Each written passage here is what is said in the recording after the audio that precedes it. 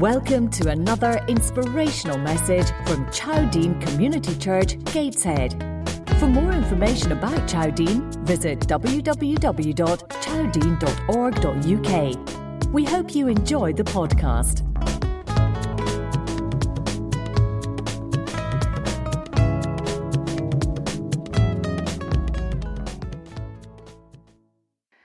Heavenly Father, we do just lift Paul to you, and we just pray that the words that he speaks are your words, and that the message of being compassionate is something that's so deep and rooted in you, Lord, that we just want to grasp hold of that, and we want to just have a sense of the compassion that you have for each one of us and how we take that and share it with others.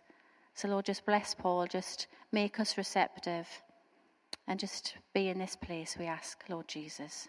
Amen. Morning, everybody. Is anybody else nervous?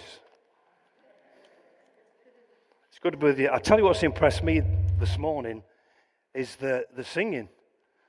I mean, I nipped out to the little boys' room, and as I was walking around, the singing was unbelievable this morning. So that was really, really good, and that's done me good. Now, today's subject is compassion for the poor. And I'm not going to mention Sunderland, I'm not going to mention Newcastle, so don't worry. But we're going to start with a slide. Can I have the first picture, please? Now, you might not be able to make out what the writing says, but there's a guy sat there, and he's sat with Jesus, and the guy's saying, so why do you allow things like famine, war, suffering, disease, crime, homelessness, despair, etc. exist in our world? And Jesus is leaning across and looking at him and saying, interesting that you should bring that up. I was just about to ask you the same question. Compassion. This is what it says. Compassion, a feeling of deep sympathy, a desire to alleviate suffering. Compassion is mentioned some 76 times plus in the Bible, and compassionate some 14 times plus. And poor is mentioned some 74 times plus. Now, what do we see as poor? How do people become poor? Now, I particularly asked the youth to stop in this morning so that they could help me. And it's a bit risky, this, because I don't know what they've written down. So if they've remembered, if they'd like to come forward, you don't have to speak. I've already been asked that, that's fine. So if you want to come up and bring me your lists, and I'll see what's what. Go on, Sean, you'll be first. You can all come up together, though. Don't all run at once. It's in your bag. Good.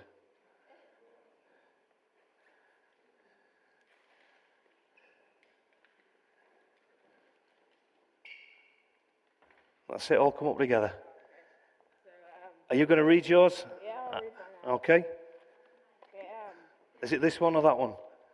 There we go. Reasons why people could be poor. It's like student loans, high interest rates on loans, not doing well academically. You've got a poor background in crime in general. Well done. Excellent. It's a good list. Do you want me to read yours? Has Etta got a list as well? I'm sure she had. Has she disappeared? Right, this one says no money, poor economy, no jobs, no education. Okay, thank you. You can take your seats. Thanks for your help. That's good. And if Etta comes in, just give us a shout and we'll read her list as well. There you go.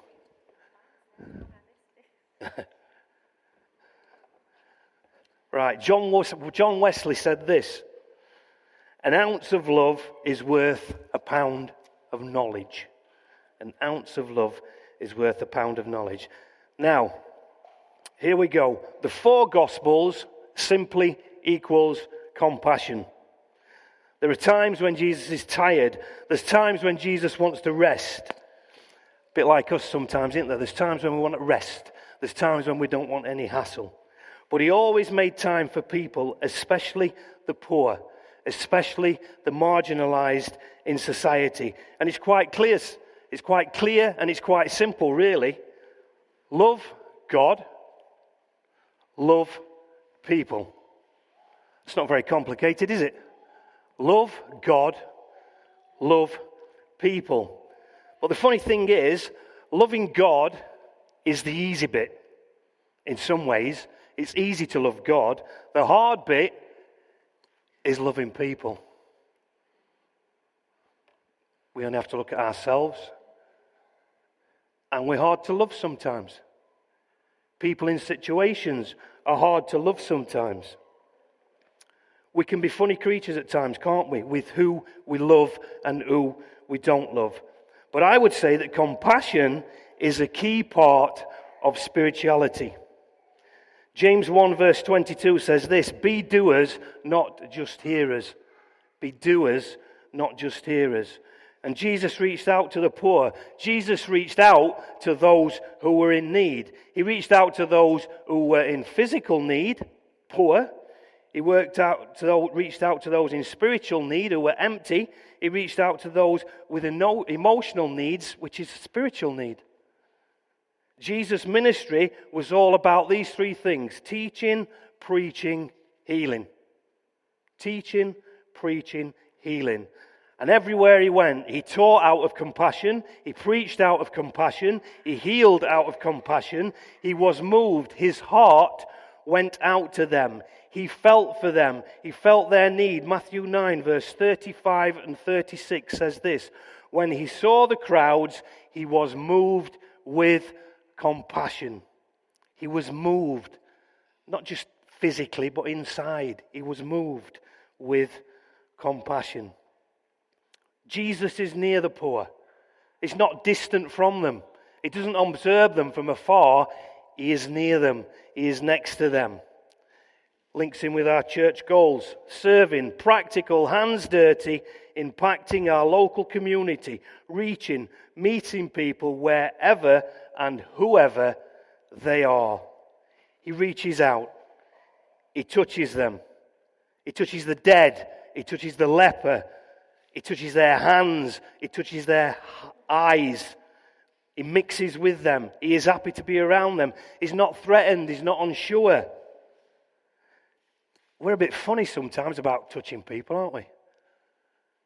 I know for years and years and years I was always funny about touching people. But then obviously with the kind of work I do, working with children, having to sometimes put that reassuring arm around them, having sometimes, unfortunately, in my job, to restrain a young person, which is the worst thing in the world.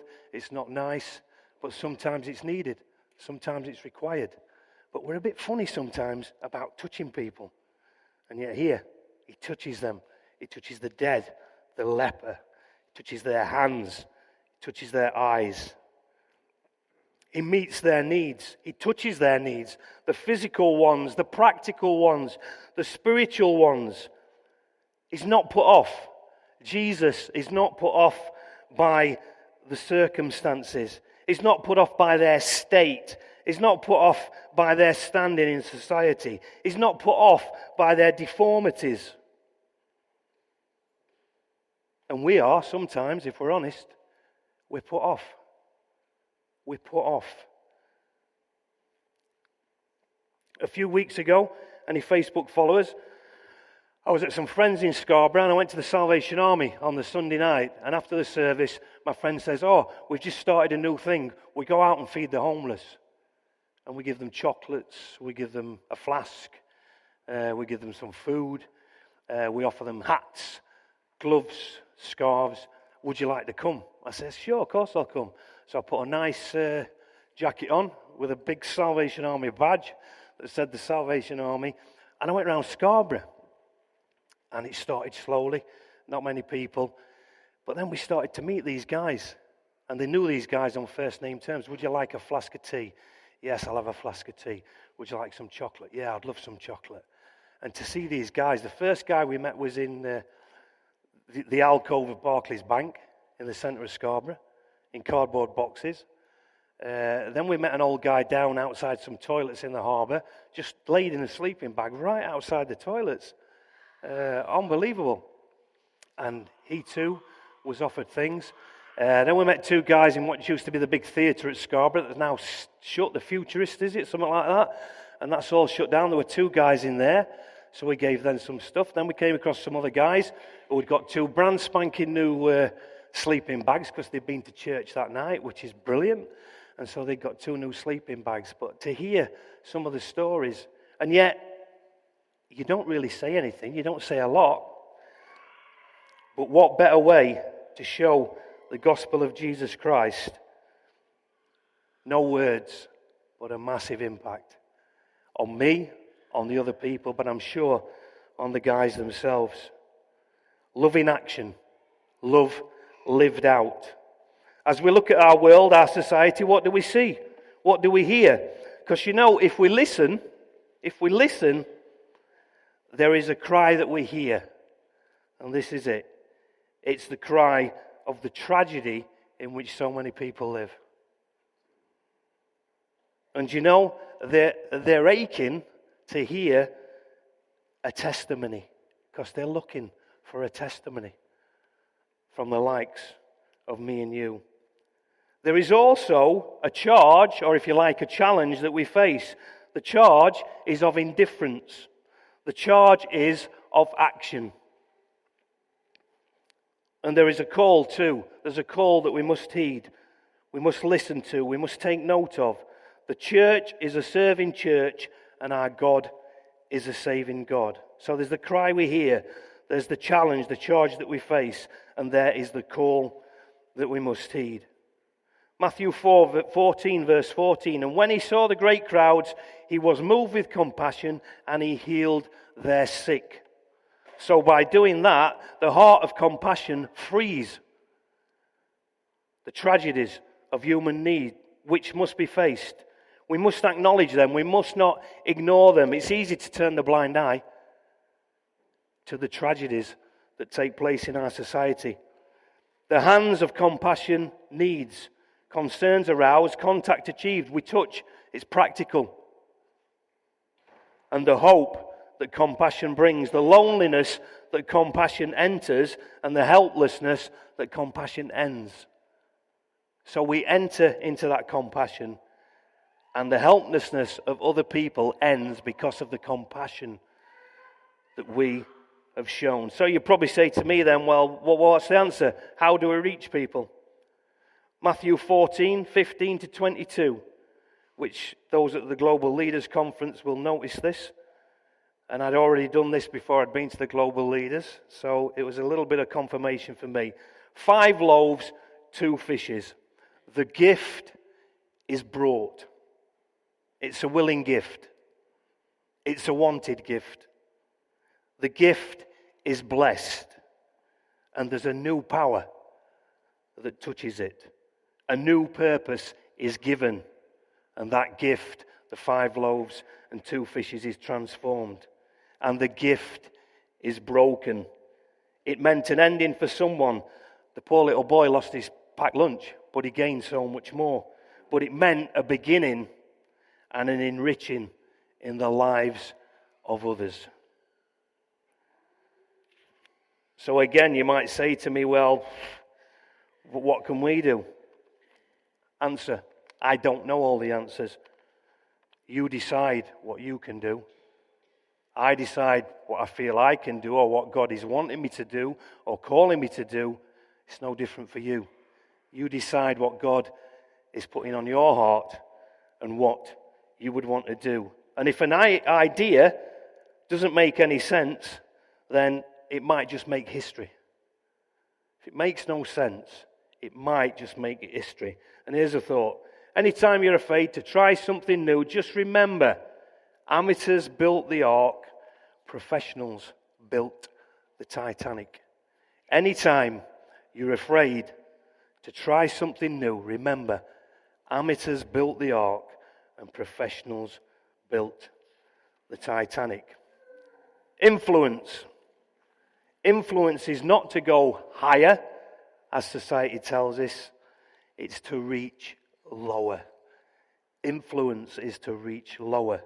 If as a church, if as individuals we want to be a bridge to the world, the lost, the poor, the broken, the sick, the dying, then here's the thing. We have to get walked over a few times. And we have to stop moaning. We have to stop complaining about it. Because that's what bridges are for. Bridges are meant to be walked over. Bridges are meant to be walked on so that people can reach the other side. So that people can reach the destination. So there will be times, yes, when we're walked upon. But if I need to be walked upon to help somebody reach that destination, surely it's worth it. Surely it's worth what we sometimes see as an inconvenience, but it's not really. But that's how we see it sometimes. We have to be honest. As a church, our job, it's not really a job, it's a vocation, it's a calling, it's a mission, is to change the atmosphere of a community. I wonder this morning, do we do that? Do we do that where we live? Do we change the atmosphere? Do we do that where we work? Do we change the atmosphere?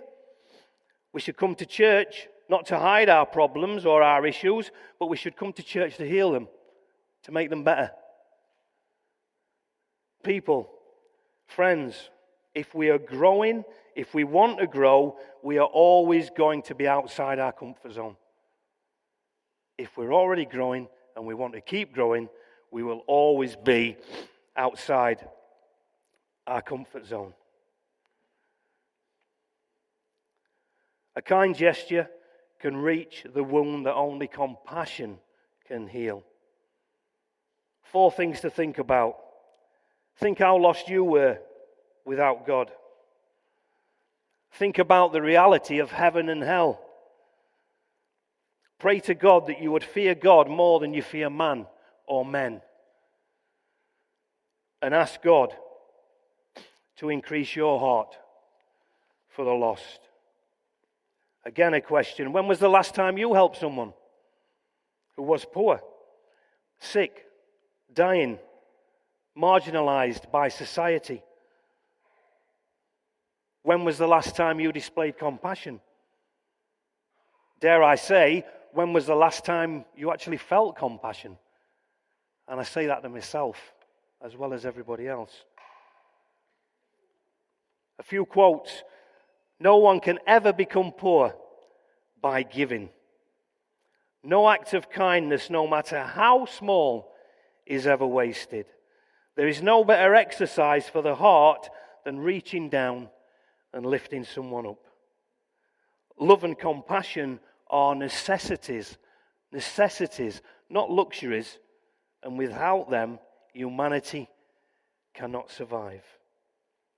Too often, and we all do this, we underestimate the power of a touch, the power of a smile, a kind word, a listening ear, an honest compliment, or the smallest act of caring, all of which have the potential to turn a life around.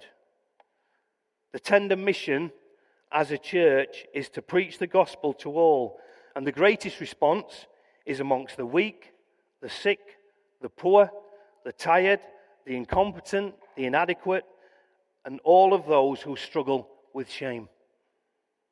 And the pastoral, the caring side as a church, the task, the mission of us as individuals and a church is to always be the kind of place where such people can find shelter. But not just find shelter, find support. The church must clearly be a safe place. So it's pretty clear. Jesus was always surrounded by such people. He was always surrounded by prostitutes, tax collectors, lepers, Romans, criminals, the marginalized people in society. And he voluntarily went where there was a need. How can we preach love without living it out? And the good news is, everyone qualifies. Everyone qualifies. God uses failures. That's why I'm standing here today. Because God uses failures. We're all failures, but God can use us. If we can have the crayon slide, please.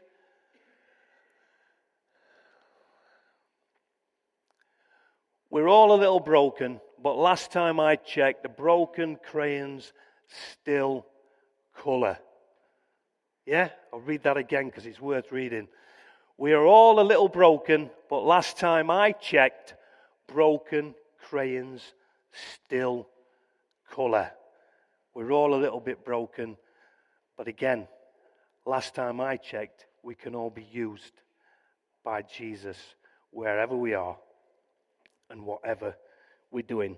So let's follow his example. Let's do our bit in leading people who have no hope from tragedy, that's where they are, to remedy, which is the practical, to victory, which is lives transformed by God. That chorus, and now let the weak say I am strong, let the poor say I am rich, because of what the Lord has done for me. Now, there's a story that William Booth was once preaching, and he asked the congregation, whoops, I nearly fell over. He asked the congregation, how many miles is it around the world, the circumference? And someone shouted, 24,000 miles from the congregation. Now, whether that's right or not is irrelevant. But they shouted 24,000 miles. And he replied, then we must grow longer arms so that we can put them around the world and reach it and touch the poor, the lost, and the marginalized. So he was saying we need to grow longer arms. And we all know that's already been done. John chapter 3, verse 16, for God so loved the world that he gave his one and only Son, so that whoever believes in him, no one shall perish. For God so loved the world. So we need bigger arms to reach people where they are. Can I have this slide about the church? We will never change the world by going to church. We will only change the world by being the church. And that's what we need to do. Now, there's an old song that, just for a bit of reflection time at the end of what I've had to say this morning. And as we watch this, just let God speak to you. Let him put on your heart what you need to do, what I need to do, as we just meditate on this video.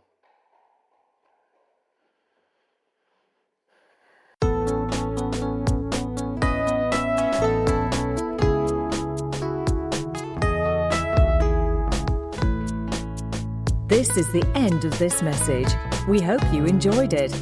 If you want to find out more about our church, please visit www.chowdean.org.uk. And please take a minute to rate our podcast on iTunes.